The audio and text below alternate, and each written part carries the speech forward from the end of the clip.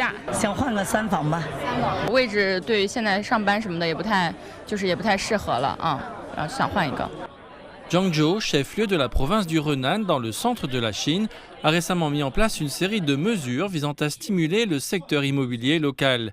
Les habitants dont les maisons ont moins de 20 ans peuvent désormais les vendre à une entreprise publique locale et en acheter de nouvelles à la place.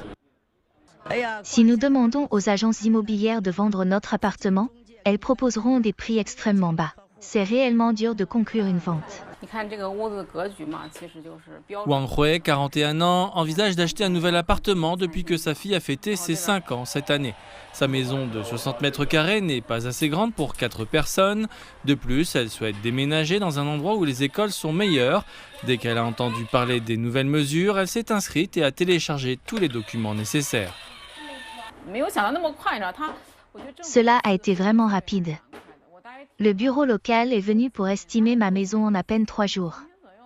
Ils ont ensuite fixé un prix, lequel nous pensons est assez juste. Cela servira d'acompte pour notre nouvelle résidence et ira directement au promoteur immobilier. Ce qui est bien, c'est que je ne devrais plus dormir sur le canapé. La ville de Guangzhou prévoit d'acheter et de rénover 10 000 logements anciens cette année. Cela se fera par l'intermédiaire d'une plateforme de services lancée par le gouvernement local afin d'améliorer la transparence du marché immobilier et d'aider les acheteurs et les vendeurs à conclure des transactions plus rapidement.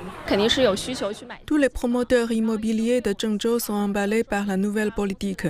Nous pensons que nous pouvons vendre nos maisons plus rapidement. Plus tard, nous prévoyons de transformer ces maisons anciennes en logements locatifs subventionnés par le gouvernement. Vendredi dernier, la Chine a annoncé de nouvelles mesures considérées comme très favorables au secteur. Selon les experts, le marché immobilier chinois devrait se stabiliser complètement au cours du second semestre 2024.